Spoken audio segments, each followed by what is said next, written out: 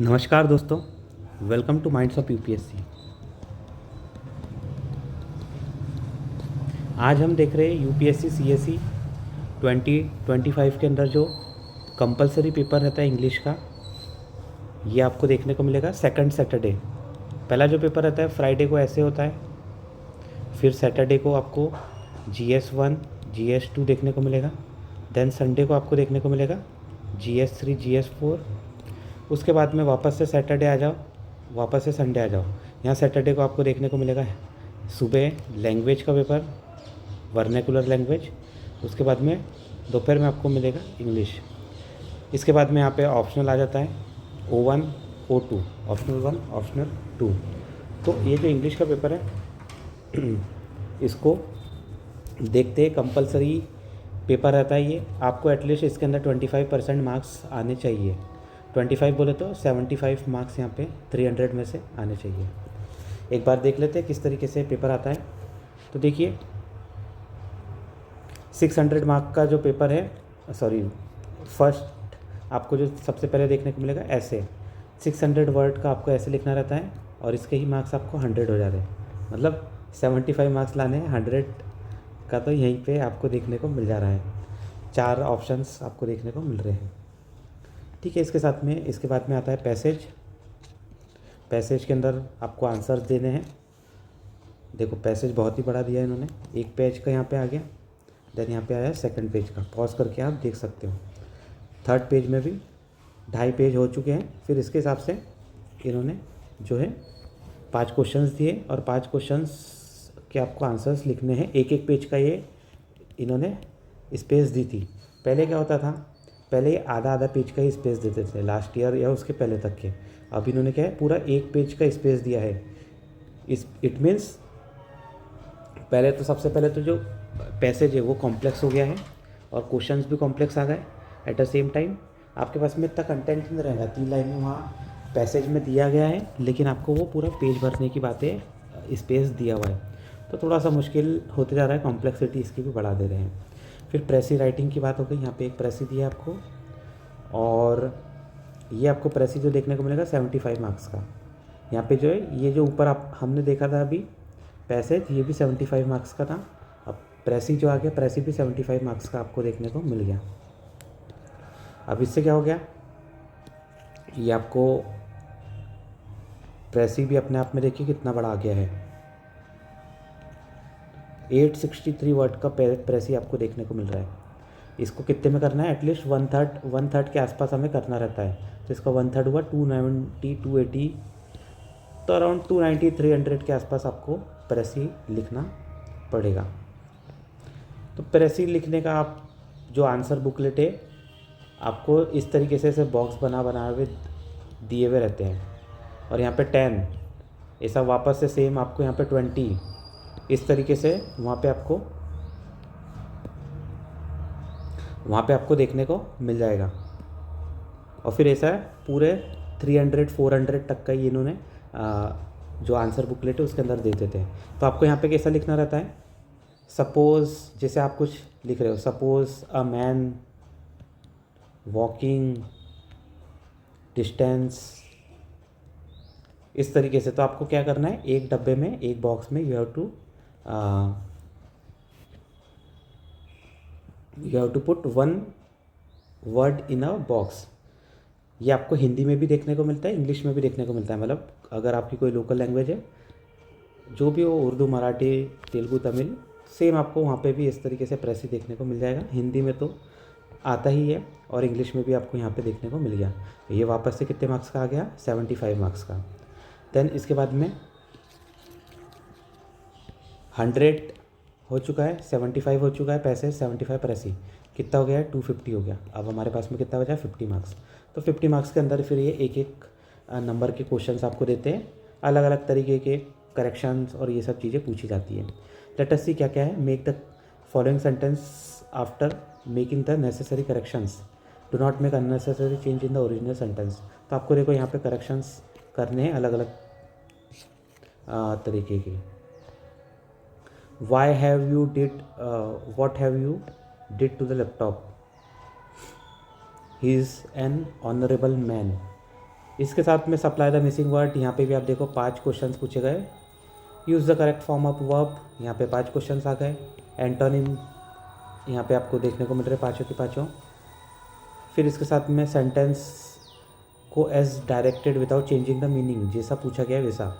Question tag आ गया, either और आ गया, देन व्हेन आ गया, टू हो गया, पैसिव वॉइस हो गया, वेदर हो गया, इनडायरेक्ट हो गया, फॉर, सो, ये सब आपको 10 क्वेश्चन यहाँ पे देखने को मिल गए। इसके साथ में वापस से एक और आ गया, do not change the form of the word, use the following word to make sentence. अब सेंटेंस के अंदर इसका यूज़ करना है। C is cereal, green, puppet, image. Choose the appropriate word to fill in the blanks. तो यहाँ पे दो ऑप्शन में से कौन सा आएगा वो चूज़ करना है। Use the following idiom phrases in sentence to bring out the meaning properly, clearly. ये आपको out of the blue, draconian, on the razor's edge, the rat race, the piece of cake, ये आपको बताना है। ठीक है, तो मैंने जो स्टार्ट किया था, यूज़ किया था, ब्लैक पेन हो गया। फर्स्ट आवर के अंदर सेकंड क्वेश्चन किया था। सेकंड क्वेश्चन बोले तो पैसेज। ठीक है, मैंने बताया आपको 2.5 पेज के अंदर गया, कॉम्प्लेक्स हो गया, 2-3 बार तो पढ़ना ही पड़ा। पढ़ने में ही 10-12 मिनट लग गए। देन इसके बाद सेकंड आवर के अंदर थर्ड क्वेश्चन प्रेसी और फोर्थ एंड फिफ्थ क्वेश्चन किया। देन उसके बाद में थर्ड आवर के अंदर ऐसे मैंने लिखा था 10 मिनट्स, उसके बाद में बच गए थे, मतलब 50 मिनट में मेरा ऐसे लिखना हो गया विथ ब्रेन स्टॉर्मिंग और फिर चेकिंग एंड ऑल 10 मिनट। तो ये आपको देखने को मिल रहा है। मैंने आपको कितना बताया, जो अराउंड 45-50 मिनट्स में मेरा हो गया था। तो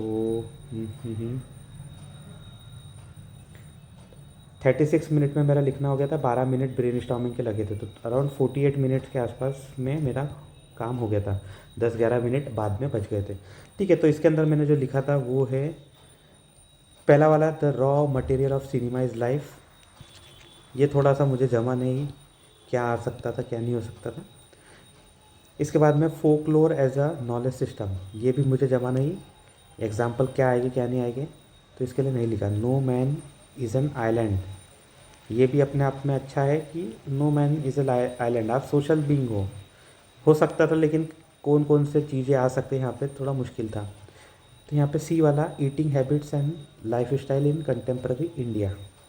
कंटेम्प्रेरी इंडिया में eating habits and life style, तो ये तो आप कहीं ना कहीं फैक्चुअल वाला है, थोड़ा सा एनालिसिस भी आ ही जाएगा यहाँ पे, लेकिन फैक्चुअल और अवेयरनेस और जो आजकल चलते रहता है globalisation, impact, sedentary life style और जो लाइफ स्टाइल डिजीज़ेज, हैबिट्स के अंदर जो चेंजेस आ रहे हैं, तो थोड़ा सा ये वाला जो है कंटेम्प्रेरी भी आ गया, फैक्चुअल भी आ गया, तो बेटर मेरे को लगा कि कम से कम अपन लिख तो सकते हैं और उससे मार्क्स आने के भी चांसेस आपको देखने को मिल जाएंगे। देन ये पैसेज हो गया, देन आपको प्रेसी देखने को मिल गया, और फिर ये जो है सेंटेंस करेक्शंस। तो ये सब आप देख लेना, ऐसे कोई ज़रूरत नहीं है इसके ऊपर ज़्यादा फोकस करने की। बेसिक्स अगर आपका ऐसे है, ऐसे लिख रहे हो, तो आप जब प्रैक्टिस करते हो तो वो यहाँ पे भी प्रैक्टिस हेल्पफुल रह ही रही है। पैसेज तो ऑन द स्पॉट आप चाहो तो वहीं पे भी देख सकते हो, प्रेसी भी ऐसा कुछ इतना डिफ़िकल्ट नहीं है। और ये जो वर्ड है, ये धीरे धीरे अगर आपने इंग्लिश कभी पढ़ी हो तो कुछ ना कुछ तो आपको इसमें से आ ही जाएगा। ठीक है, अगर चाहते हो तो स्पेशल वर्ड्स के लिए आप चाहो तो देख लेना, थोड़ा बहुत 2-3-4 साल के PYQ अगर आप लगा के भी चले जाओगे, मोर देन इनफ। 50 × 4 200-300 क्वेश्चन आपके हो गए, 4 से 200 क्वेश्चन हो गए। 6 साल के लगा रहे हो 300 क्वेश्चन, इसी में से देखोगे आप घूम फिर के आपको रिपीट होते हुए चीज़ें मिल जाएगी। राइट, तो ये हो गया हमारा कंपलसरी पेपर इंग्लिश के बाद। हमने देखा सैटरडे के अंदर, ये दोपहर के अंदर टाइम पे हो रहा है। दोपहर का जो टाइम रहता है 2:30 to 5:30 रहता है। राइट, इसके बाद में अगले दिन रहता है एंथ्रो का पेपर, सॉरी मतलब मैं एंथ्रो वाला होता है, एंथ्रो या फिर ऑप्शनल का पेपर। ठीक है, तो ये तो इंग्लिश इतना मेरे हिसाब से फोकस करने वाला है नहीं। आप तो अपने ऑप्शनल पे और बाकी GS पे फोकस करो, that would be helpful, more helpful. ठीक है, नंदलेस मेरा जो अभी प्लान है that is I am starting a mains batch for next year student 26-27। ठीक है, मेंस की आपकी इतनी अच्छी प्रिपरेशन में करा दूँगा कि आपको कोई ही दूसरी जगह जाने की ज़रूरत ही नहीं पड़ेगी, ना दूसरे सोर्स को देखने की ज़रूरत पड़ेगी। इसके अंदर मैं आपको जो सब्जेक्ट पढ़ा दूँगा GS1 के अंदर सोसाइटी। ठीक है, अब जो हिस्ट्री, ज्योग्राफी, पॉलिटी, इकोनॉमी ये सब तो सभी कराते हैं, मैं वो वाले सब्जेक्ट कराऊंगा फ्रॉम द मेंस पर्सपेक्टिव जो मेंस में ही आते हैं और प्री वाले उन्हें पढ़ाने के कभी एफर्ट्स नहीं लगाते हैं। तो वैसे ही आपको सोसाइटी देखने को मिलेगा, 75 to 90 मार्क्स का पेपर आता है। GS2 के अंदर मैं पढ़ाऊँगा गवर्नेंस एंड इसके साथ में मैं पढ़ा दूँगा आपको सोशल जस्टिस। GS3 की बात करें तो GS3 के अंदर हम देखेंगे internal security, environment and then agri. अब ये गवर्नेंस भी 50 मार्क्स का आता है, साइंस एंड टेक भी 50 का आता है, इंटरनल सिक्योरिटी 50 का आता है, एनवायरनमेंट 35 to 50 का आता है, एग्री 50 का आता है। 50 मार्क्स की बात कर रहा हूँ मैं। GS4 के अंदर आपको देखने को मिलेगा एथिक्स। एथिक्स के अंदर आता है सेक्शन ए जो क्वेश्चंस रहते हैं और सेक्शन बी जो केस स्टडीज़ रहती है। अब क्वेश्चन जो है ये 13 रहते हैं, 130 मार्क्स। केस स्टडीज़ 6 रहती है, 20 मार्क की एक, टोटल हो गए 120 मार्क्स। ये हो गए टोटल 250 मार्क्स। तो मैं जो है आपको इतने टॉपिक्स कवर करा दूंगा विथ नोट्स, विथ फैक्ट जो आपकी रिक्वायरमेंट है उसका आपका रट्टाफिकेशन या फिर याद बोल लीजिए, रट्टाफिकेशन गलत वर्ड है, इम्बाइब हो जाएगा आपके अंदर। बहुत सारी जो फैक्चुअल इन्फॉर्मेशन है वो हाथ के साथ में आप 2-3 बार पढ़ोगे, इम्बाइब आपके अंदर होते जाएगा। जैसे जैसे ही इम्बाइब हो गया तो वो आपके आंसर्स में रिफ्लेक्ट होता है फिर। ठीक है, रट्टाफिकेशन वाला इतना इम्पैक्ट रिफ्लेक्ट नहीं होता जितना जो आप इम्बाइब कर चुके, समझ के पढ़ रहे हो। तो समझने पे, कॉन्सेप्ट पे, एनालिटिकल अप्रोच पे मेरा ज़्यादा फोकस रहता है और यहाँ पे भी रहेगा। ठीक है, अभी मैं सोसाइटी पढ़ा चुका हूँ, गवर्नेंस पढ़ा चुका हूँ, एथिक्स पढ़ा चुका हूँ एक पेड बैच में। तो बहुत ही अच्छा पॉजिटिव रिस्पांस रहा है बच्चों का। अभी इंटरनल सिक्योरिटी बाकी है, लेकिन अगर आपकी डिमांड रहेगी तो यहाँ पे अपन स्पेशल मेंस का बैच भी स्टार्ट करेंगे और फिर आपके अकॉर्डिंग उसको कहीं ना कहीं अपन नेविगेट कर सकते हैं।